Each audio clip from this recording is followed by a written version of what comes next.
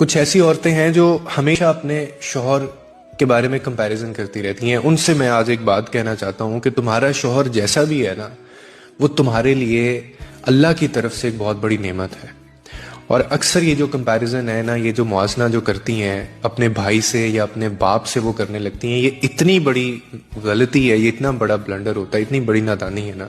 उसकी रीज़न आपको मैं बता देता हूँ कि आपका जो भाई है ना, वो सिर्फ आपकी खुशियों के लिए कुछ चीज़ें आपके लिए ला सकता है। आपका जो बाप है वो सिर्फ आपकी फिक्र कर सकता है, लेकिन तुम्हारा जो शौहर है ना, वो शख्स होता है जो दिन रात मेहनत करके तुम्हारा सहारा बनता है। अच्छे शौहरों की बात कर रहा हूँ, तुम्हारे आंसुओं को अपनी मुस्कुराहट के पीछे छुपा लेता है और तुम्हारे सर के ऊपर अपनी रिस्पॉन्सिबिलिटी जो है उसका साया डालता है। याद रखें, शौहर ही वो हस्ती है जिसने तुम्हें इज्जत देकर अपने घर में बिठाया हुआ है, छत दी हुई है।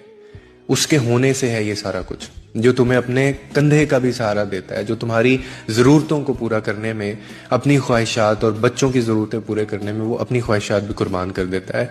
और वो शायद वो लफ्ज़ों में ये चीज़ें नहीं कह पाएगा, मोहब्बत का इजहार मर्द नहीं कर पाते अच्छे तरीके से, लेकिन उसकी खामोशी, उसकी एफर्ट्स में तुम्हारे लिए हज़ारों दुआएं छुपी होती हैं। और अक्सर औरतें ये भूल जाती हैं कि शौहर जो है वो सिर्फ कमाने वाला नहीं है, बल्कि वो एक आपका मुहाफिज भी है, एक हमसफ़र भी है, और वो आपका प्रोटेक्टर भी है। जब तुम थक जाते हो तो वही आपको संभालता है, जब आप गिर जाते हो वही आपको सहारा देता है, जब आपको कोई परेशानी बनती है तो वही फिर उसके बाद आगे आता है। तो आप कभी भी अपने शौहर का, अपने बाप या भाई